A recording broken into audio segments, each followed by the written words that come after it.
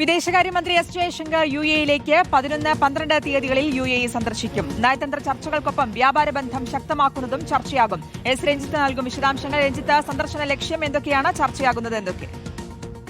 സുധി, നിലവിലത്തെ ഒരു പ്രത്യേക സാഹചര്യത്തിലാണ് വിദേശകാര്യമന്ത്രി എസ് ജയശങ്കർ യുഎഇയിൽ സന്ദർശനം നടത്തുന്നത്. ഇപ്പോൾ നമുക്കറിയാം, നിലവിലുള്ള ഒരു സംഘർഷ സാഹചര്യത്തിന്റെ പശ്ചാത്തലത്തിൽ പ്രത്യേകിച്ചും യുഎഇയും അതുപോലെ തന്നെ ഇന്ത്യയും തമ്മിൽ വളരെ അടുത്ത സൗഹൃദം പുലർത്തുന്ന ഒരു രാജ്യമാണ്. ഈ ഒരു സംഘർഷം ആരംഭിച്ചതിന് ശേഷം പല ഘട്ടങ്ങളിലും ഇന്ത്യൻ പ്രധാനമന്ത്രി Narendra Modi UAE president Sheikh Muhammad bin Zayed Al നഹ്യാനുമായി ടെലിഫോണിൽ ചർച്ച നടത്തുകയും നിലവിലെ സാഹചര്യങ്ങളൊക്കെ വിലയിരുത്തുകയും ചെയ്തിരുന്നു.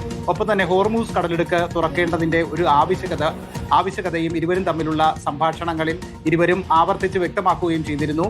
അതിന് പിന്നാലെയാണ് ഇപ്പോൾ വിദേശകാര്യമന്ത്രി എസ് ജയശങ്കർ യുഎഇയിൽ എത്തുന്നത്. അദ്ദേഹം ഇവിടെ യുഎഇയിൽ എത്തുന്നതിന്റെ ഒരു പ്രധാനപ്പെട്ട കാര്യം, ഇപ്പോൾ പ്രത്യേകിച്ച് ഒരു സംഘർഷ സാഹചര്യങ്ങളുടെ പശ്ചാത്തലത്തിൽ ഒരു നയതന്ത്ര ചർച്ചകൾ ഈ അദ്ദേഹത്തിന്റെ സന്ദർശനത്തിന്റെ ഭാഗമായിട്ടുണ്ടാകും.